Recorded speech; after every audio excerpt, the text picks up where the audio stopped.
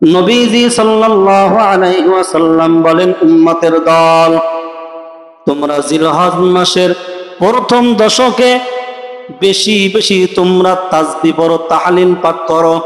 তোমরা বেশি বেশি পড়ো লা ইলাহা ইল্লাল্লাহ, আল্লাহু আকবার, আলহামদুলিল্লাহ। বলেন লা ইলাহা ইল্লাল্লাহ, আল্লাহু আকবার, আলহামদুলিল্লাহ। নবীজি সাল্লাল্লাহু আলাইহি ওয়াসাল্লাম বলেন, ও উম্মতের দল, জিলহজ মাসে তোমরা এই তাসবিহ তাহলিল বেশি বেশি পরিমাণে পাঠ করো। তাহলে জিলহজ মাসে আমরা এই তাসবিহগুলো বেশি বেশি পড়ব। কি কি? লা ইলাহা ইল্লাল্লাহ, আল্লাহু আকবার, আলহামদুলিল্লাহ। করা যাবে না ইনশাআল্লাহ? আম্মা জানা আয়েশা সিদ্দিকা রাদিয়াল্লাহু তাআলা আনহা বলেন, নবীজি সাল্লাল্লাহু আলাইহি ওয়াসাল্লাম জিলহজ মাসের প্রথম 9 দিন টানা রোজা রাখতেন। সুবহানাল্লাহ পড়বেন না? নবীজি সাল্লাল্লাহু আলাইহি ওয়াসাল্লাম জিলহজ মাসের 1 তারিখ থেকে 9 তারিখ পর্যন্ত টানা রোজা রাখতেন। এই রোজা কখনো ছাড়তেন না। তো নবী যেই রোজা ছাড়তেন না, আমরা কি সেই রোজা ছেড়ে দিব? আল্লাহ তাআলা আমাদেরকেও রাসূলের আমল অনুযায়ী আমাদেরকেও আমল করার তৌফিক দান করুক, করি আমিন। কেন রোজাগুলো রাখবো? ওই যে বললাম যে একদিনের রোজা 1 বছরের রোজা সমতুল্য পরিমাণ সওয়াব। এরপরে আসেন আরাফার দিনের রোজা, 9 তারিখের যে রোজাটা, জিলহজ মাসের 9 তারিখ হলো আরাফাতের দিন। এই আরাফার দিনের রোজার মর্যাদা আল্লাহ আরো বাড়ায় দিয়েছেন। কি পরিমাণ বানাইছেন? রাসূলুল্লাহ সাল্লাল্লাহু আলাইহি ওয়াসাল্লাম, সিয়ামু ইয়াউমি আরাফাত আহতাসিবু আলাল্লাহি আন ইউকাফিরা সানাতাল্লাতী ক্বাবলা ওয়া সানাতাল্লাতী বা'দা। নবীজি সাল্লাল্লাহু আলাইহি ওয়াসাল্লাম ইরশাদ করেন, আমি আল্লাহ তাআলার নিকট আশা রাখি জিলহজ মাসের 9 তারিখ আরাফার দিনের রোজার বিনিময় আল্লাহ তাআলা পিছনের 1 বছরের গুনাহ, সামনের 1 বছরের গুনাহ আমার আল্লাহ মাফ করে দিবে।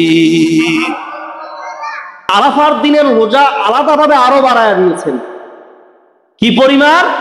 যেই ব্যক্তি জিলহজ মাসের 9 তারিখের রোজা, আরাফার দিনের রোজাটা রাখলো, আল্লাহ তাআলা এই রোজার উসিলায়, এই রোজার বিনিময় তার পূর্বের 1 বছরের গুনাহ, সামনের 1 বছরের গুনাহ আমার আল্লাহ মাফ করে দিবেন। প্রশ্ন হতে পারে, পিছনের 1 বছরের গুনাহ না হয় মাফ করে দিবে, বুঝলাম, সামনে 1 বছর যে বাঁচবো তারই বা কি গ্যারান্টি আছে? হয়তো আল্লাহ তাআলা বুঝাইতে যাচ্ছেন, বান্দা বান্দিরে, তুই যখন মহব্বতে আরাফার দিনের রোজাটা রেখেই ফেলেছ, আমি আল্লাহ রোজার উসিলায় সামনের 1 বছরে হায়াত তোর বাড়াইয়া দিলাম। তাহলে কোনো কারণে যদি আমরা প্রথম 8 দিনের রোজা রাখতে নাও পারি, অন্তত জিলহজ মাসের 9 তারিখ আরাফার দিনের রোজাটা ইনশাআল্লাহ ছাড়ব না। আচ্ছা, আপনারা কি চান না যে জীবনের গুনাহ মাফ হোক? কথা বলে না। জীবনে গুনাহ নাই এমন কেউ বলতে পারবে হায়াতে গুনাহ নাই? কোন মুসলমান কি বুকে হাত দিয়ে বলতে পারবে যে আমার আমলনামায় কোনো গুনাহ নাই? পারবে? তাহলে আমাদের গুনাহ মাফ হওয়ার দরকার আছে না নাই? দেখেন, আল্লাহ আমাদেরকে মাঝে মাঝে কত সুবর্ণ সুযোগ দিছে। এই সুযোগগুলো, এই অফার, এগুলো আমাদের গ্রহণ করা দরকার। আমরা দুনিয়ার অফার পাইলি দৌড় দিই, মাল ভালো না খারাপ ওই দিকে তাকাই না। এভাবে দুনিয়ার লাইনে হাজারো অফার পাইলে আমরা ভালো না মন্দ ওই দিকে তাকাই না, দৌড় দিই, কমে পাইছি লই লই। তো আল্লাহ তাআলা আমাদেরকেও মাফ করার জন্য মাঝে মাঝে এভাবে কিছু অফার দিয়েছেন। এগুলো যদি আমরা গ্রহণ না করি তাহলে আমাদের নাজাতের আর উপায় আছে কি? তাহলে ইনশাআল্লাহ কোনো কারণে যদি কেউ 1 থেকে 8 তারিখ পর্যন্ত রোজাগুলো ধারাবাহিক রাখতে নাও পারি কোনো কারণে, তাহলে অন্তত পক্ষে জিলহজ মাসের 9 তারিখের রোজাটা যেন মিস না হয়। ইনশাআল্লাহ পারা যাবে তো? সকলে বলি ইনশাআল্লাহ। আল্লাহ তাআলা আমাদেরকে তৌফিক দান করুক, বলেন আমিন।